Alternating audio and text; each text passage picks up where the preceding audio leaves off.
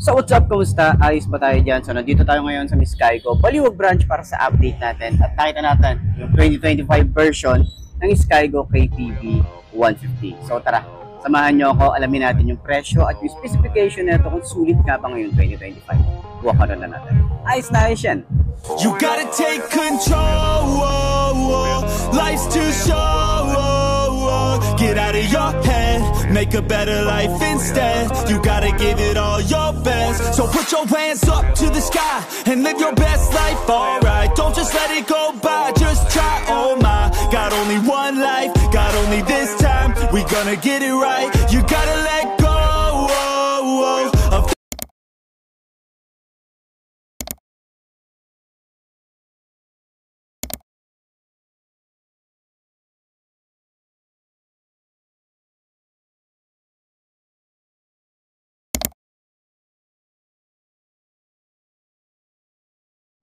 So yun ako mga best, no, sa lahat ng mga nagtatanong, magkano nga ba ang ganitong motorcycle? Ito ay nagkakahalaga ng 114,000 kapag kinuha nyo ng cash.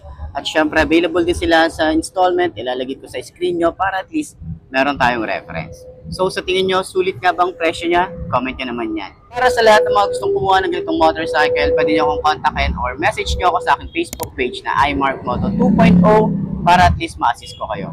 At sa mga nakagamit na ng ganitong motorcycle, baka pwede nyo i-share dyan sa comment section. Ano nga ba yung mga naging experience nyo sa motorcycle na to? Ayos na ayos yan, di ba? those who don't belong in your tribe. So cut the bad out of your life. Yeah, do it one time, one time.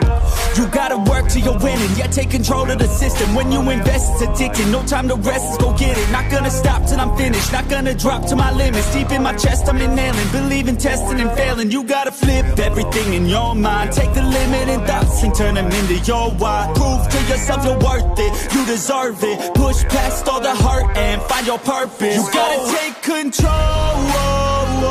Life's too short. Get out of your head. Make a better life instead. You gotta give it. So yun ang mga best, no, ngayong 2025 meron silang version na nilabas itong KVB 150 at matagal na nating hinihintay din to.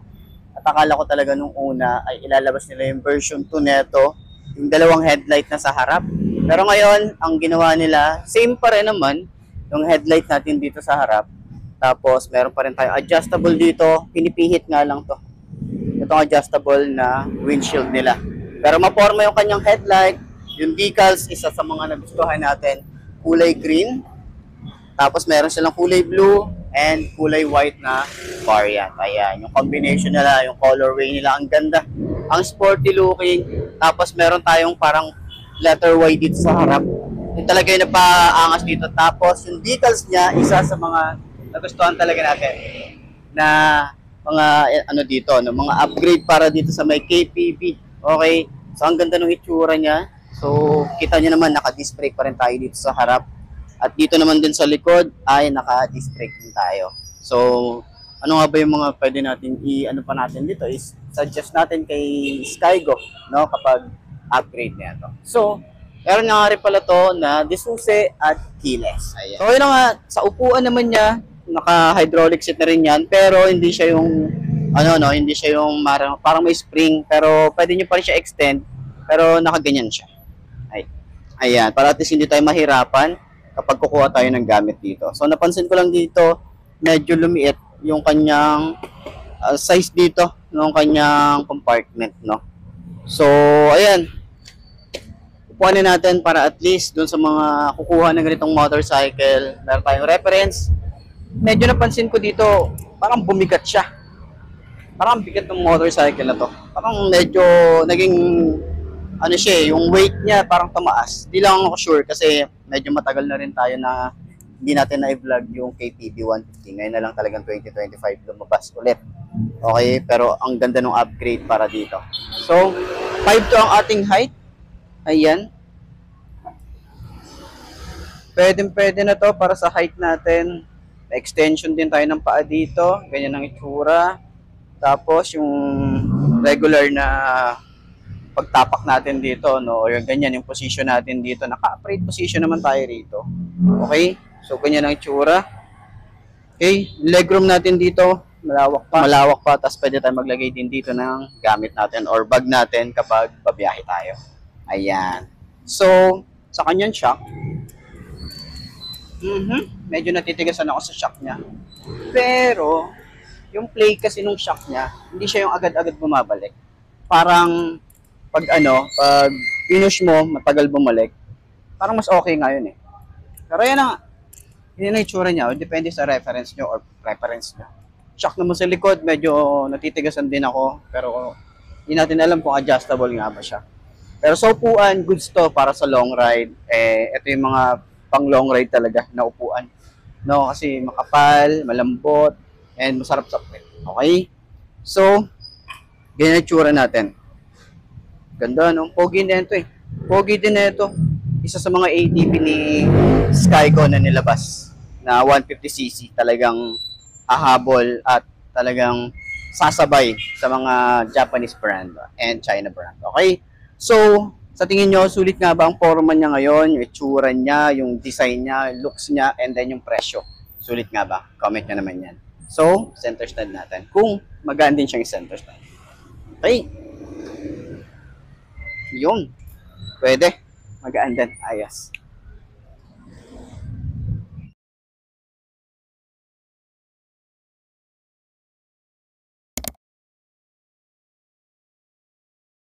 So, yun nga, ang hinihintay natin, no? May message lang tayo ni boss. And then, sabi niya, may available dito.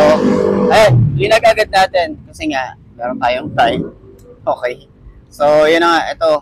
Meron tayo ritong KPB 150 2025 version. Napakaganda ng colorway niya. Meron tayong white, green, and kulay blue. Okay? So, tara. Kuha ko na natin. Ayos na ayos yan.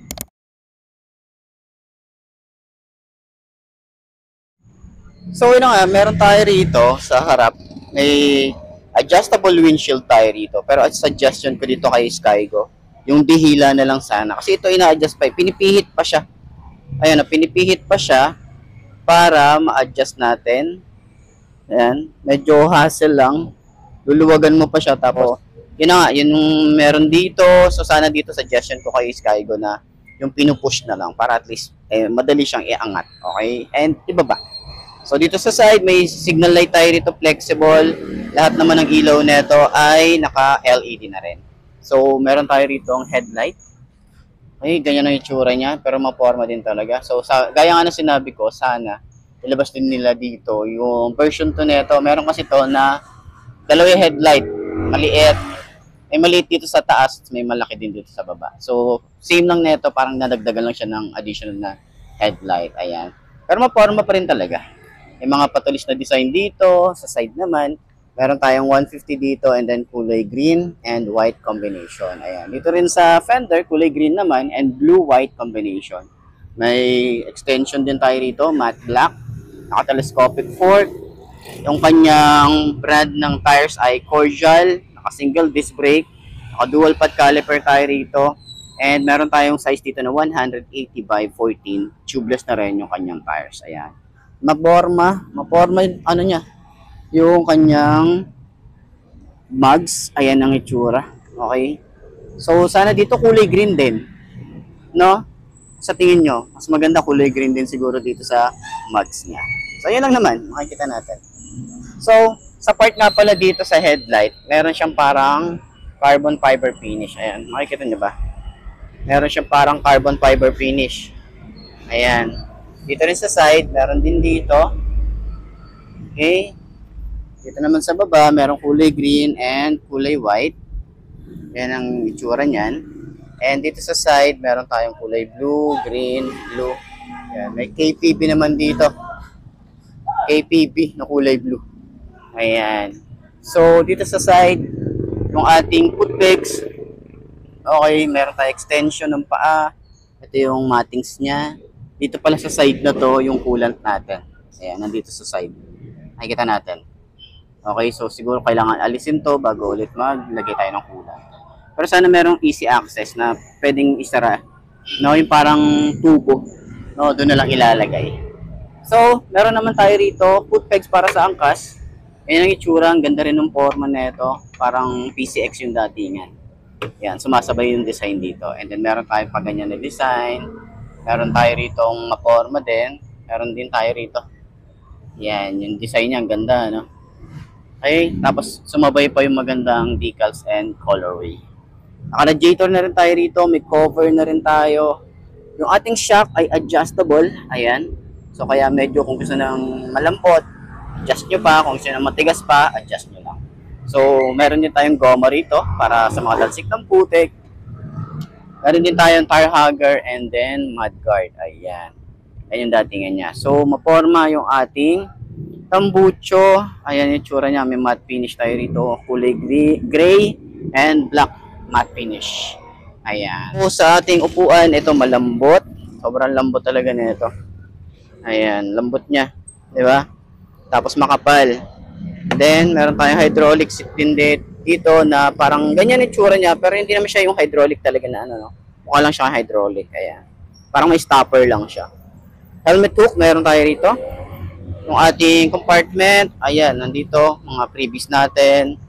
Meron tayong basic tools, may Skygo na t-shirt dito, manual. Diyan, meron tayo rito. Tapos, yung ating grab bar, kulay gray.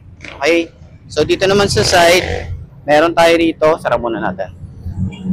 Sara natin. Dito naman sa side, or yung ating taillight is maporma din, tapos parang letter T. Then yung pinaka-taillight niya, yung park light yung parang T. Ayan. So, yung signal light niya, yun no, signal light, and then plate light, and then meron tayong reflector. Lagay ng plate. Ito metal naman to. Ito yung mudguard niya. Kita niyo ba yan? Yung mudguard. Tapos sa side naman, yung ating panggilid or yung CVT natin dito. Ayan ang itsura. Diba? Ang forma din. Bulking tingnan. Then, meron tayong side stand, kill switch dito. Ayan. So, sa harap naman, ito yung ating gas tank. Malayo na yung mararating mo bago ulit ikaw magpagas. Okay? So, ganyan ang itsura niya. So, dito naman, meron tayong keyless na may susi. Ang itsura ng ating remote ay ito. So, nauuso talaga yung mga ganitong design. Ayan. So, ito yung itsura ng ating keyless or yung remote. Ayan. Tapos na dyan din yung susi para ma-access natin. And malalim yung ating side pocket. Ayan. Ayan, side pocket natin. Okay. So, balik na natin to.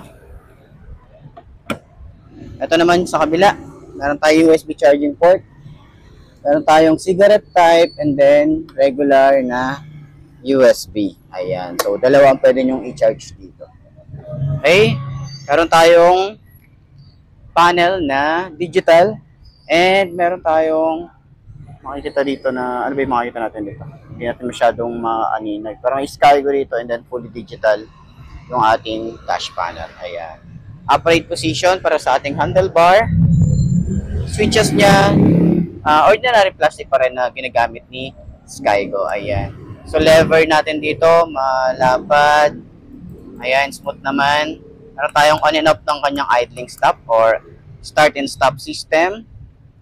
Okay, meron din tayo rito park light, headlight and off, electric starter. Yung grip niya, makapit din. Throttle, mababaw, sobrang babaw. Tapos naka-naked handlebar tayo rito.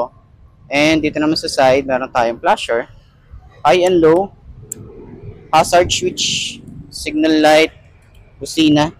Yung lever natin dito, makapal din, smooth lang din. Grip natin, talaga yung makapit eh. Ayan. So, dito naman sa side, kita nyo naman yan. Meron tayong parang letter V. Ay, letter Y. Letter V tuloy. Tama, pwedeng V din. Or letter Y. Di ba? Yung datingan niya. Pero yun na nga, para doon sa mga gustong kumuha ng ganitong motorcycle, pwede nyo akong kontakin sa aking Facebook page na iMarkMoto 2.0 or pwede nyo message si Skygo Baliwag. Ayan. So, message na lang. Sa tingin nyo, sulit nga ba? Ayos yan. So, yun na nga mga best, no? Ito na ba ang motor na babagi sa'yo? Kung ito na nga, ay markahan mo na at mag-subscribe ka na sa aking YouTube channel. I-click mo na rin yung notification bell para updated ka sa lahat ng videos na upload natin. Dito araw-araw, so lagi tatandaan, wala sa brand ng motor ang itatagal yan. Kundi na sa pag-aalaga mo yan, tatagal yan, ayos na ayos yan. So, kita na lang tayo bukas. I'm Mark D. Ciao. Maraming salamat sa inyo. Babush. Haha. Don't let go, take control, get out of your head, make a better life instead. You gotta